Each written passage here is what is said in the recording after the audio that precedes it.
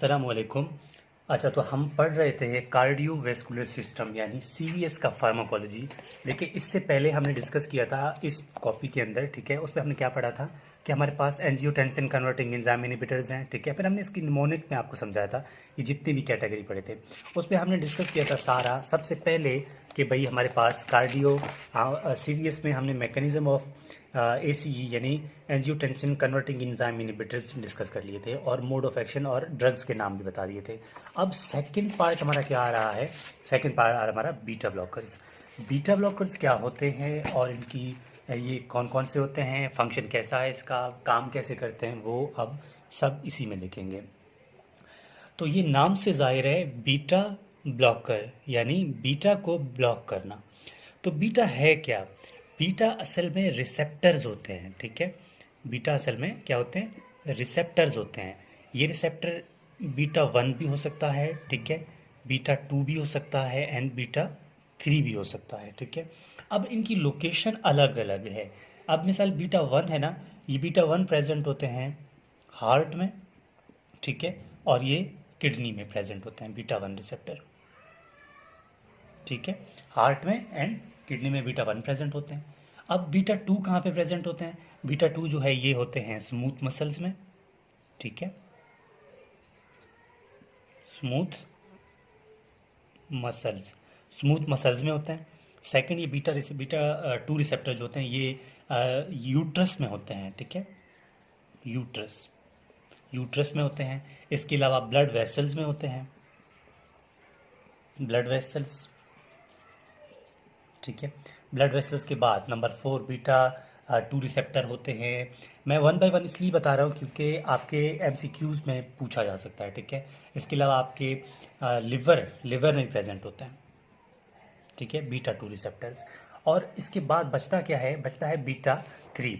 अब beta 3 receptor यानी कि जो बीटा 3 रिसेप्टर ये प्रेजेंट होते हैं सिर्फ और सिर्फ एडिपोज टिश्यू में, ठीक है, एडिपोज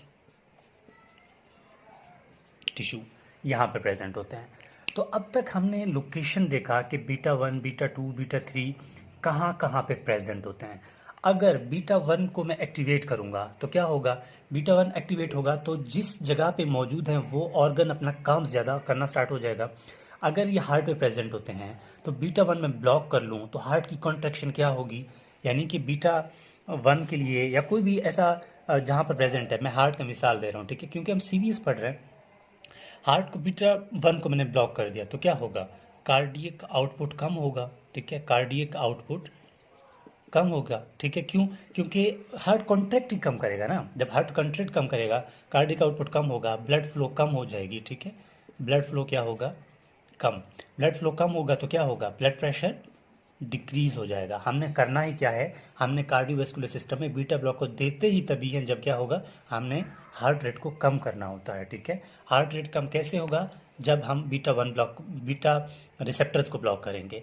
अगर हम, ठीक है, बीटा 2 को ब्लॉक करेंगे तो क्या होगा कि जो हमारे पास ब्लड वेसल्स हैं इनमें कोई चेंजिंग आएगी तो क्या होगा? ब्लड वेसल से ही तो ब्लड जो है वो मूव करता है ना।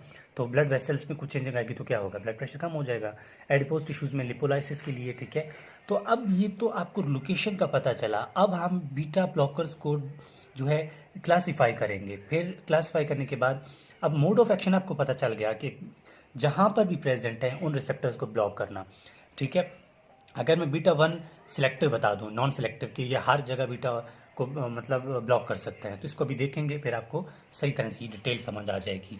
तो अब डिस्कस मैं करूंगा classification of beta receptors, sorry beta blockers की क्लासिफिकेशन, यानी बीटा ब्लॉकर्स कौन कौन से होते हैं, ठीक है, और ड्रग्स जरिए कौन कौन से होते हैं और आम लाइफ में आप कौन कौन से ड्रग्स जो है वो यूज़ करते हैं।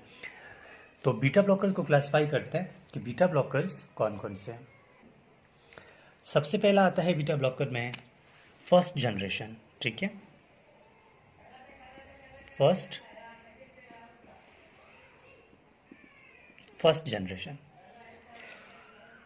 जनरेशन, सेकंड जनरेशन, ठीक है, and third generation. First generation, second and third generation.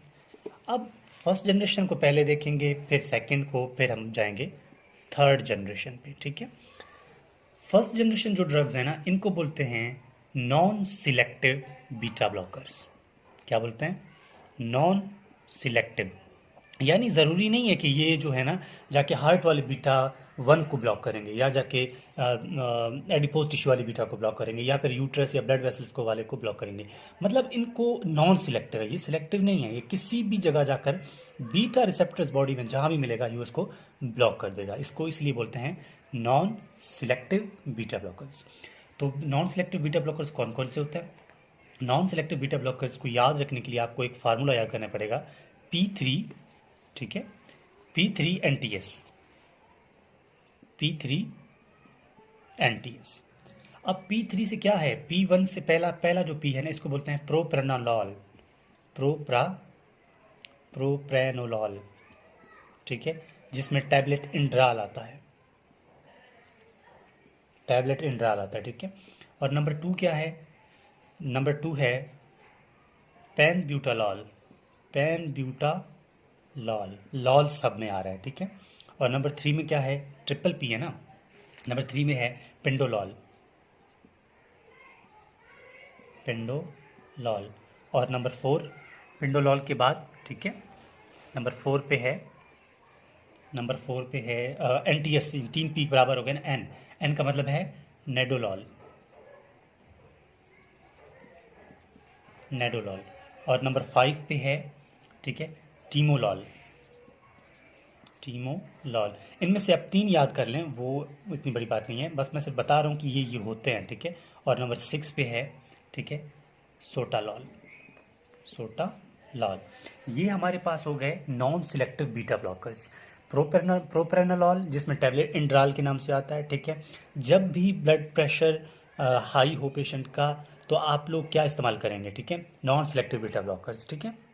तीनों ये आप प्रोप्रानोलॉल इस्तेमाल कर सकते हैं, ये आपको बहुत क्लिनिकल लाइफ में सुनने को मिलेगा। प्रोप्रानोलॉल, ठीक है, पिंडोलॉल, निडोलॉल या टीमोलॉल, सोटालॉल, ये चीज़ें बहुत मिलेंगी आपको। तो ये हो गया हमारे पास नॉन सिलेक्टिव बीटा ब्लॉकर्स। अब जो कि जगह कम है, मैं इसको यहाँ से रिमूव करूँगा, सेकंड जनरेशन पे बात करेंगे, ठीक है। तो होपफुली आपने इसको लिख लिया, नहीं तो आप यहाँ से स्क्रीनशॉट कर सकते हैं। तो अब हम बात करेंगे सेकंड जनरेशन बीटा ब्लॉकर्स पे। सेकंड जनरेशन बीटा ब्लॉकर्स हमारे पास कौन कौन से होते हैं, ठीक है? सेकंड जनरेशन बीटा ब्लॉकर्स, अब तक हमने क्या कहा था कि फर्स्ट जनरेशन जो है ये नॉन सिलेक्टिव है, लेकिन सेकंड जनरेशन बीटा जो ब्लॉकर्स हैं ये सिर्फ बीटा 1 को ब्लॉक करेंगे, लेकिन बीटा 2 2 3 को ब्लॉक नहीं करेंगे। सेकंड जनरेशन क्या करेगा? सिर्फ और सिर्फ बीटा 1 रिसेप्टर्स को ब्लॉक करेगा, ठीक है। तो इनमें जो ड्रग्स आते हैं उनमें पहला ड्रग है, यानी कि सेकंड जनरेशन में ये है बीजोप्रोलॉल, ठीक है, प्रोलॉल, ठीक है, ये LOL है। और सेकंड है स्मोलॉल। नंबर 3 है एटीनोलॉल। नंबर 4 है, ठीक है, एसीब्यूटालॉल, ठीक है, एसीब्यूटालॉल। और लास्ट है इसमें नंबर 5 है मीटोप्रोलॉल, ठीक है, मीटोप्रोलॉल। आपको किस तरह याद करना है ये आपको मैं अभी से बता रहा हूँ। आपको 3 या 4 याद करने, मैं 5 इसलिए लिख रहा हूँ कि मे भी आपको एक चीज़ की कोई आसानी हो, ठीक है। ये हो गया हमारे पास बीटा 1। अब बीटा 1 रिसेप्टर कहाँ पे थे? आपको याद होगा हमने पढ़ा था कि बीटा 1 रिसेप्टर हमारे पास हार्ट पे है और किडनी पे है, ठीक है। बीटा 2 कहाँ पे है? हमने पढ़ा था कि बीटा 2 रिसेप्टर जो है ना वो ब्लड वेसल्स में भी हैं, यूट्रस में भी हैं, लिवर में भी हैं, ठीक है। और बीटा 3 के लिए हमने पढ़ा था जस्ट कहाँ पे हैं? एडिपोज टिश्यू के अंदर है। तो हमने बीटा 2 पढ़ लिए। अब बीटा यानी कि थर्ड जनरेशन की बात करेंगे। थर्ड जनरेशन बीटा ब्लॉकर्स जो है ना इसको हम 2 कैटेगरी में डिवाइड करते हैं। एक कैटेगरी है इनका नॉन सिलेक्टिव, वो जो हमने पहले पढ़ा था। नॉन सिलेक्टिव के साथ ये क्या करेंगे? वेजोडाइलेशन। नॉन सिलेक्टिव तो हैं ही हैं, लेकिन ये वेजोडाइलेशन करेंगे। तो थर्ड जनरेशन को वेजोडाइलेशन भी बोलते हैं, ठीक है, यानी कि बीटा ब्लॉकर विद वेजोडाइलेशन। अभी आपसे पूछा जा सकता है कि कौन से ड्रग्स वेजोडाइलेशन करते हैं, ठीक है, तो आप कहेंगे third generation of beta blockers. तो नॉन सिलेक्टिव बीटा ब्लॉकर्स यानी कि नॉन सिलेक्टिव वेजोडाइलेटर्स, ठीक है, नॉन सिलेक्टिव वेजोडाइलेटर्स। और ये क्या है? कार्डियो, इसको क्या बोलते हैं? कार्डियो, ठीक है, कार्डियो सिलेक्टिव, कार्डियो सिलेक्टिव। अब कार्डियो सिलेक्टिव या नॉन सिलेक्टिव कौन कौन से हैं जो वेजोडाइलेशन करवाते हैं? ये है कैलिप्रोलॉल, कैलिप्रोलॉल, ठीक है, कैलिप्रोलॉल है। और नंबर 2 है लेबिटालॉल, लेबिटालॉल, ठीक है। और यहाँ पर हमारे पास कार्डियो सिलेक्टिव में वेजोडाइलेटर्स भी 2 हैं, एक है, ठीक है, एक है नेबिवालॉल, नेबिवालॉल, ठीक है, नेबिवालॉल है। और सेकंड है हमारे पास कार्विडालॉल। ये बहुत इंपॉर्टेंट ड्रग्स हैं, कार्विडीलॉल, इनको अच्छी तरह याद करना है, इनको बिल्कुल फॉरगेट नहीं करना। तो ये था हमारे पास बीटा ब्लॉकर्स, ठीक है। और ये मेरा व्हाट्सएप कॉन्टैक्ट है, आप में से किसी स्टूडेंट्स को किसी भी टॉपिक में मसला आ रहा हो तो आप लोग बाय व्हाट्सएप मुझसे टेक्स्ट कर सकते हैं, ठीक है। आपको जो भी प्रॉब्लम होगा वो इंशाल्लाह सॉल्व कर लेंगे। तो ये था हमारे पास बीटा ब्लॉकर्स और उनकी होल डिस्क्रिप्शन कि बीटा ब्लॉकर्स क्या होते हैं, बॉडी में कहाँ कहाँ होते हैं, ठीक है। अब नेक्स्ट वीडियो में हम जाएंगे कैल्शियम चैनल ब्लॉकर्स पे, ठीक है। उसमें ओवरऑल आपको बता दूंगा कि कैल्शियम चैनल्स ब्लॉकर्स क्या करते हैं, कैसे करते हैं, क्या क्या इनकी क्लासिफिकेशन है। लेकिन इससे पहले मैं कुछ ड्रग्स की आपको साइड और मोड ऑफ एक्शन के साथ तो आपको बता दिया। अब मिसाल हमने प्रोपेनोलॉल पढ़ा था, इंड्राल के नाम से जो आता है, उनको पढ़ेंगे कि उनके यूजेस कहाँ कहाँ पर हैं, या एंजाइना पे हैं या फिर हार्ट फेलियर पे, वो बता देंगे। ओके, अल्लाह हाफिज़।